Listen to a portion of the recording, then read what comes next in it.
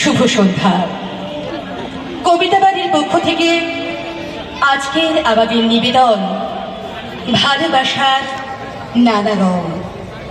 ভালোবাসা একটা অনুভূতি যা হৃদয়ের গভীর থেকে উঠে আসে। তুমি পাশে থাকলে পৃথিবীটা সুন্দর। ভালোবাসা শুধু শব্দ নয়, একটি অনন্ত অনুভূতি।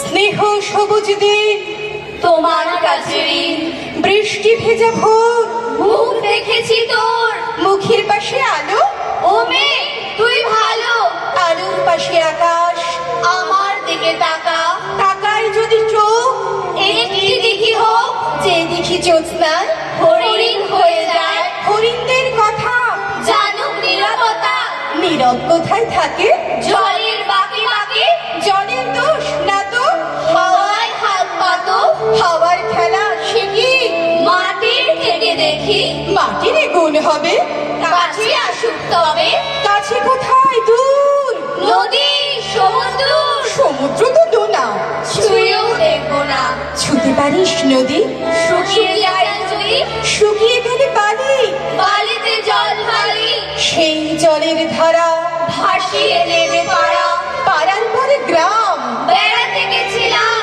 গ্রামের কাছে কাছে নদী শুয়ে আছে, নদীর নিচে সোনা, শিখুই কালো কণা, সোনা খুঁজতে এসে ডুবে মরবে শেষে, বেশ ডুবিয়ে দিয়ে ভেসে উঠবো একদিন, ভেসে কোথায় যাব, নতুন ডানা পাবো, নামটি দেবতার, সোনার হাওয়ার, বলবো শোনো এই কষ্ট দিতে নেই, আছে নতুন হাওয়া, তোমার কাছে যাওয়া, আরো সহজ হবে, কত সহজ হবে, ভালোবাসবে তবে বলো, ভালোবাসবে কবে, রেলগাড়ির কামরায় হঠাৎ দেখা, ভাবিনি সম্ভব হবে কোনোদিন, আগে ওকে বারবার দেখেছি লাল রঙের শাড়িতে, ডালিম ফুলের মতো রাঙা, আজ পরেছে কালো রেশমের কাপড়, আঁচল তুলেছে মাথায়, দোলন চাপার মতো চিকন গোল মুখখানি ঘিরে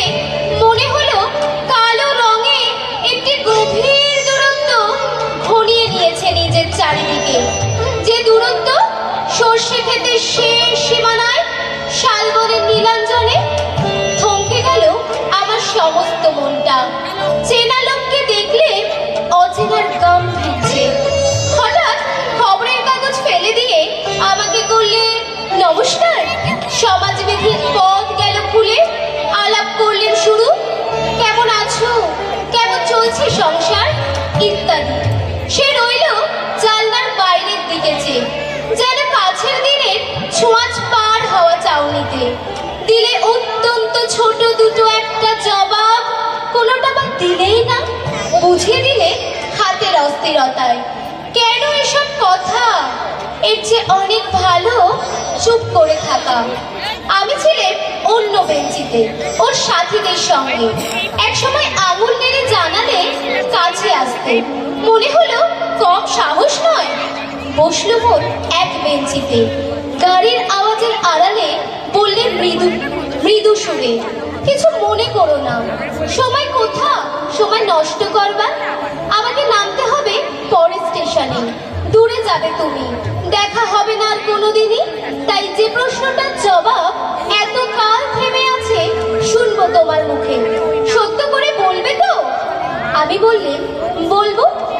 বাইরের আকাশের দিকে তাকিয়েই শুধলো, আমাদের গেছে যে দিন একেবারেই কি গেছে, কিছুই কি নেই বাকি। একটুকু রইলেন চুপ করে, তারপর বললেন রাতে সব তারাই আছে দিনের আলোর গভীরে। খটকা লাগলো, কি জানি বানিয়ে বললেন নাকি। ও বললে থাক, এখন যাও ওদিকে। সবাই নেমে গেল পরের স্টেশনে, আমি চললাম একা। আমার সেই গল্পটা এখনো শেষ হয়নি। শোনো, পাহাড়টা আগেই বলেছি ভালোবেসেছিল মেঘকে, আর মেঘ কিভাবে শুকনো খটখটে পাহাড়টাকে বানিয়ে তুলেছিল 26 বছরের ছোকরা, সে তো আগেই শুনেছ। সেদিন ছিল পাহাড়টার জন্মদিন।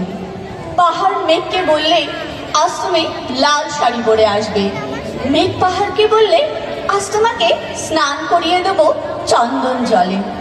ভালোবাসলে নারীরা হয়ে যায় নরম নদী, পুরুষেরা জ্বলন্ত কাঠ। সেইভাবে মেঘ ছিল পাহাড়ের আলিঙ্গনের আগুনে, পাহাড় ছিল মেঘের ঢেউ জড়ে। হঠাৎ আকাশ জুড়ে বেজে উঠল ঝড়ের জগঝম্প। ঝাঁকড়া চুল উড়িয়ে চিন্তায়ের ভঙ্গিতে ছুটে এলো এক ঝাঁক হাওয়া। মেঘের আঁচলে টান মেরে বলল, ওর চুরি, তোর বিয়ে। এখনো শেষ হয়নি গল্পটা।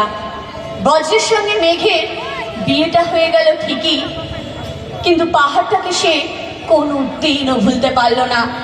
বিশ্বাস না হয়তো চিরে দেখতে পারো, পাহাড়টার হাড় পাঁজর ভেতরে থই থই করছে শত ঝর্ণার জল। মেঘ বলতে আপত্তি কি? বেশ, বলতে পারি। ছাদের ওপর মেঘে দাঁড়াতো ফুল পিসিমার বাড়ি। গ্রীষ্ম ছুটি চলছে তখন। তখন মানে কবে? আমার যদি 14, মেঘের 15-16 হবে। ছাদ থেকে হাত ছানি দিত, ক্যারাম খেলবি আয়। সারা দুপুর কাহাতো কার ক্যারাম খেলা যায়। সেই জন্যই জোচ্ছুরি হয়। হ্যাঁ, জোচ্ছুরি হতো। আমার যদি 14, মেঘের 15-16 মতো। ঘুরিয়ে দিতে জানতো খেলা শক্ত ঘুটি পেলে, জায়গা মতো সরিয়ে দিত আঙুল দিয়ে ঠেলে। শুধুই আঙুল, বোর্ডের ওপর লম্বা ফ্রকের ঝুল ঝপাং ফেলে ঘটিয়ে দিত গুটির দিক